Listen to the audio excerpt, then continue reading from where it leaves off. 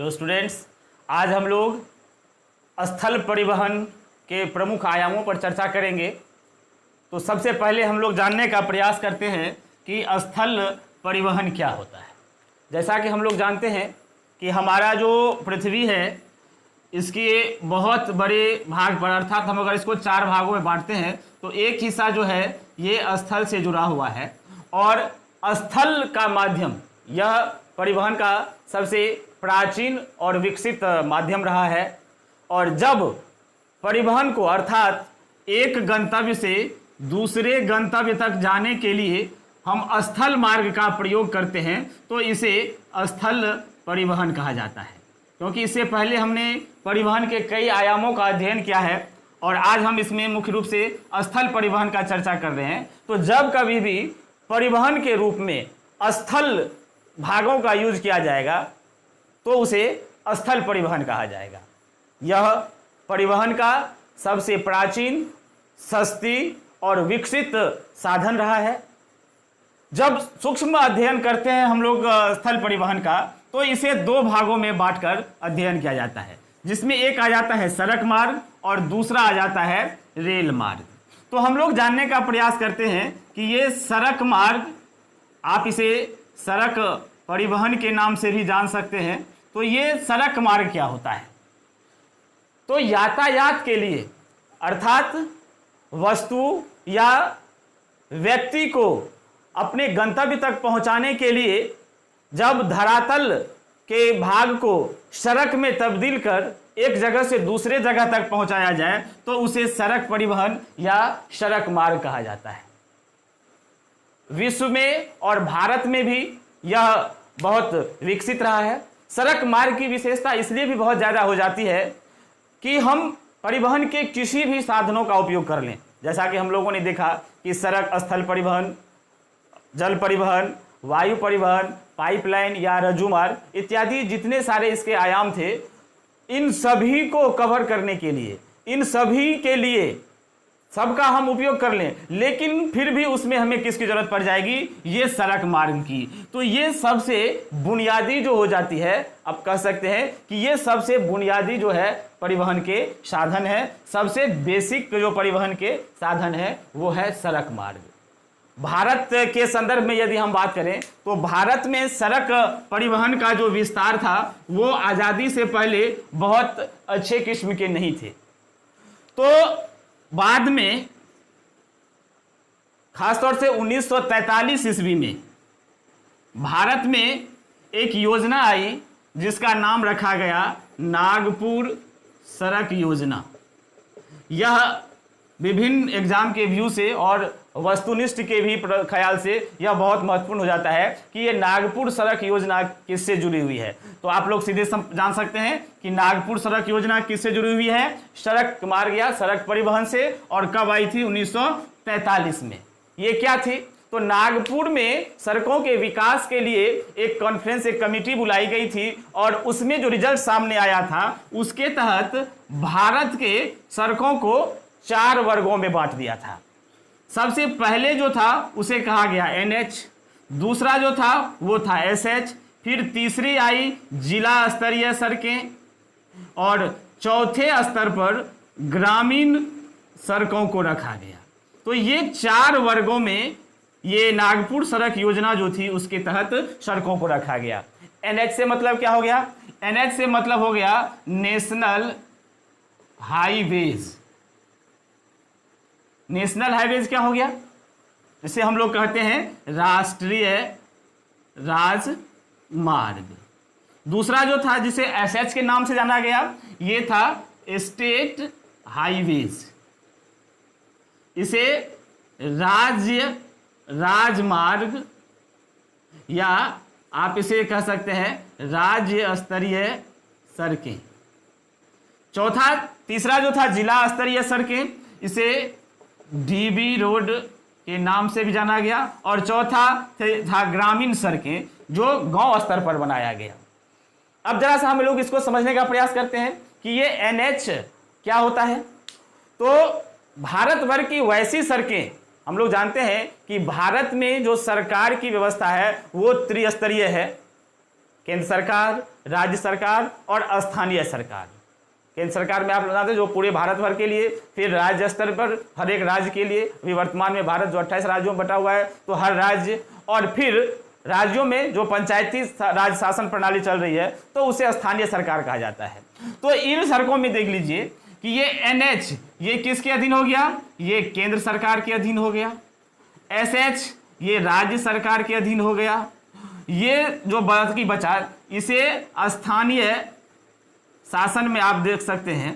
जिला स्तर की सड़कें ये नगरीय शासन प्रणाली के तहत हो गया, और ग्रामीण सड़कें जो है वो स्थानीय स्तर पर पंचायत के स्तर पर आ गया। हालांकि इसके देखरेख और मेंटेनेंस भी जो है वो राज्य सरकार के तहत ही होती है, उसके द्वारा आवंटन से होता है, लेकिन मुख्य रूप से ये चला गया स्थानीय शासन में। तो इस प्रकार से सड़कों का विभाजन जो है वो किया गया। राष्ट्रीय राजमार्ग जो है वर्तमान में इसकी संख्या 266 कही जाती है कि भारत में इसके देख रेख का और इसके मेंटेनेंस का सारा भार जो है वो केंद्र सरकार के ऊपर आता है। हम लोग इसको अभी वर्तमान में देख रहे हैं कि NH कैसे कैसे है, इसको हम लोग एक मानचित्र से समझने का प्रयास करते हैं। SH ये हर एक राज्य के अधीन आ जाता है। राज्य सरकार जो है जहाँ के जिस भी राज्य की उसके अधीन उसके खर्च से जो बनाई जाने वाली सड़कें है उसके देखरेख उसके मेंटेनेंस मरम्मत का सारा भार जो है वो SH पर राज्य सरकार पर होती है, उसे SH कहा गया। यही SH जब काफी भीड़ भाड़ वाला हो जाता है तो इसे NH में तब्दील कर दिया जाता है। जिला स्तरीय सड़कें जो होती है ये हर एक जिले को, चूंकि हमारे यहाँ जो शासन प्रणाली है वो इस प्रकार है कि देश भारत उसका विभाजन है राज्य में, राज्य बटा हुआ होता है हमारे यहाँ प्रमंडल में, प्रमंडल बटा हुआ होता है मंडल या जिला में, और जिला बटा होता है अनुमंडल में, और अनुमंडल का विभाजन पंचायत में होता है और प्रखंड में होता है, और प्रखंड पंचायत में बटे हुए होते हैं, और यह इस तरह से गांव में विभाजन होता है। तो इसी सीरीज में सड़कों को भी बांटा गया है कि जिला स्तर पर जो सड़कें हैं वो अपने से नीचे वाले विभिन्न गांवों को या विभिन्न प्रखंड के मुख्यालय को जिला स्तर से जोड़ता है। तो ये जिला स्तर जो है ये प्रखंड के मुख्यालयों को जिला से जोड़ता है, तो ये जिला स्तरीय सड़कें हो गई। फिर गांव में जाने के लिए जो सड़कों का जाल बिछा हुआ होता है उसे ग्रामीण सड़कें कहा जाता है। तो इस प्रकार ये जो कॉन्सेप्ट था नागपुर सड़क योजना की उसके तहत सड़कों को इसमें बांटा गया। इसके अलावे वर्तमान में जो दो मुख्य सड़कों का अभी चल रहा है ये काफी चर्चा में आ रही है और काफी प्रशंसनीय भी है। इसमें एक है एक्सप्रेस वे। ये एक्सप्रेस वे से भी बहुत सारा प्रश्न आता है। ये क्या होता है, तो ये किसी भी दो गंतव्य को तीव्र मार्ग से जोड़ने का प्रयास किया जाता है। ये वर्तमान में 4 या 6 लेन की सड़कें होती है और दो मुख्य शहरों को बिना किसी बाधा के एक से दूसरे शहर को जोड़ती है, और इस पर चलने के लिए कुछ अतिरिक्त टोल टैक्स देना पड़ता है। इस पर बिना आप अतिरिक्त कर दिए नहीं चल सकते हैं। और इसमें इस तरह की व्यवस्था होती है कि आप अगर एक डेस्टिनेशन से दूसरे डेस्टिनेशन पर जाना चाहते हैं तो बीच में कहीं भी रुकने या उतरने का प्रावधान लगभग नहीं रहता है, और खासतौर से इस पर चलने के लिए आपको अतिरिक्त कर चुकाना पड़ता है। तो ये एक्सप्रेस वे होती है। वर्तमान समय में जो बड़े भीड़ भाड़ वाले शहर होते हैं जैसे दिल्ली से आगरा, दिल्ली से जयपुर, अहमदाबाद, मुंबई इत्यादि शहरों को जोड़ने के लिए ये एक्सप्रेस वे का निर्धारण किया जाता है। और इस सड़क से जुड़ी हुई एक जो बात है वह है स्वर्णिम चतुर्भुज सड़क योजना। ये भारत के जो 4 मुख्य शहर हैं जो प्राचीन काल से ही चले आ रहे हैं, जिसको हम लोग महानगर के रूप में जानते थे, दिल्ली, मुंबई, चेन्नई और कोलकाता। तो इन चारों शहरों को जोड़ने के लिए जो आधुनिकतम व्यवस्था से सड़क बनाया गया उसे स्वर्णिम चतुर्भुज सड़क योजना के नाम से जाना गया। तो ये इस तरह की बातें आ गई। तो सड़क मार्ग से जुड़े हुए बातों में हम लोगों ने नागपुर सड़क योजना को देखा। अब जरा सा हम लोग इसको विस्तार से चलने का प्रयास करते हैं कि जो हमारी सड़क योजना है, ऐसा हम लोग देख लेते हैं कि जो सड़कों का जो ये NH है इसको भारत में कैसे कैसे बांटा गया है। अभी हमने बताया कि भारत में जो सड़कों का जो जाल बिछा हुआ था वो लगभग भारत में 266 NH हैं। तो इसमें जो कुछ प्रमुख NH है उसको हम लोग जानने का प्रयास करते हैं। जो कुछ प्रमुख NH है उसको हम लोग इस मानचित्र के माध्यम से जानने का प्रयास करते हैं। सबसे 10 तक जो NH है उसको हम लोग जान लेते हैं। जैसा कि हम लोग जानते हैं, सबसे पहले हम लोग जान लें कि सबसे बड़ा और सबसे छोटा NH कौन सा होता है। तो सबसे बड़ा NH जो है वो NH7 है और सबसे छोटा जो है उसे 47A कहा जाता है। अब ये हम लोग 10 तक जानने का प्रयास करते हैं। वर्तमान समय में NH जो 44 है ये सबसे व्यस्तम भी है और अभी जो कहा जा रहा है कि ये NH44 जो है ये जुड़ गया है, तो ये सबसे बड़ा हो गया है। और सबसे छोटा जो 47 है इसको 966B भी कहा जाता है।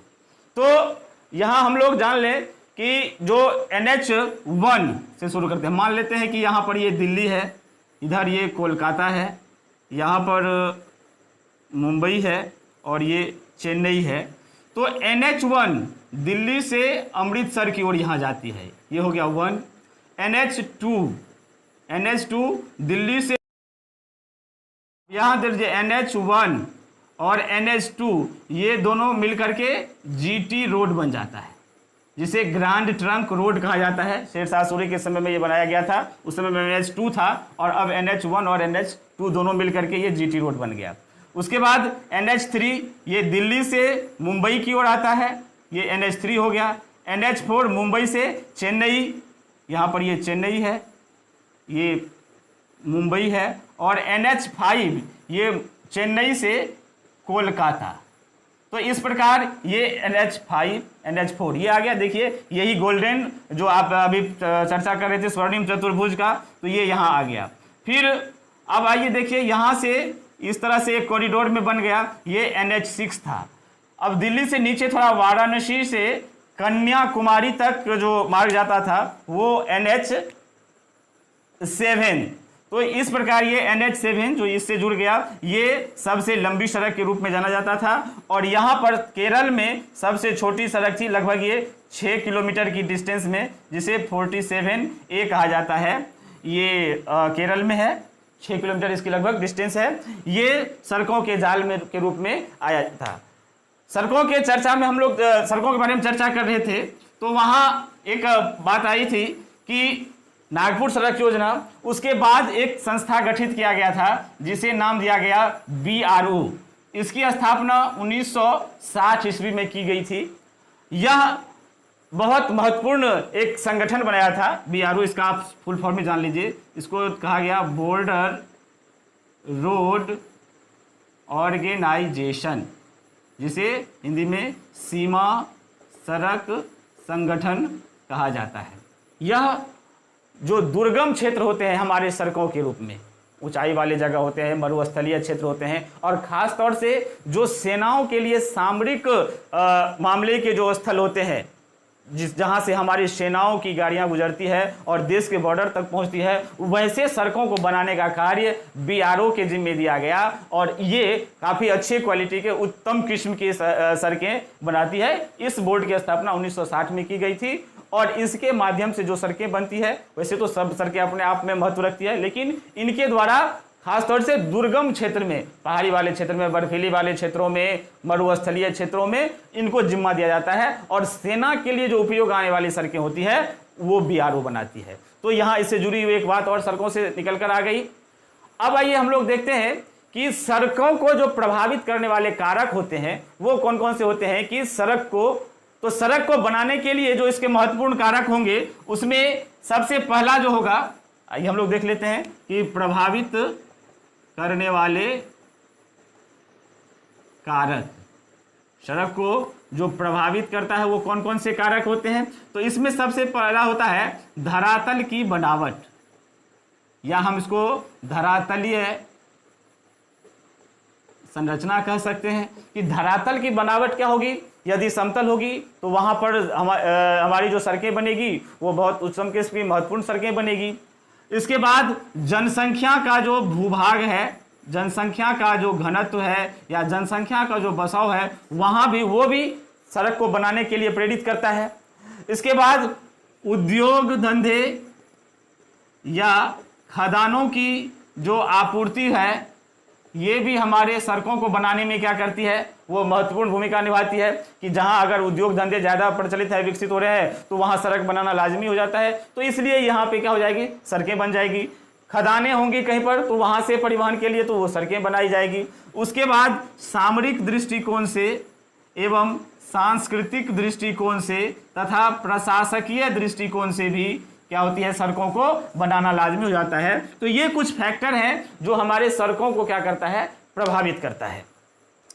अब सड़क से जब जुड़ी बातें हुई तो हर किसी चीज में दो आयाम होते हैं जिसको हम लोग लाभ और हानि के नाम से जानते हैं। तो सड़क की परिवहन से भी लाभ और हानियां जुड़ी हुई है।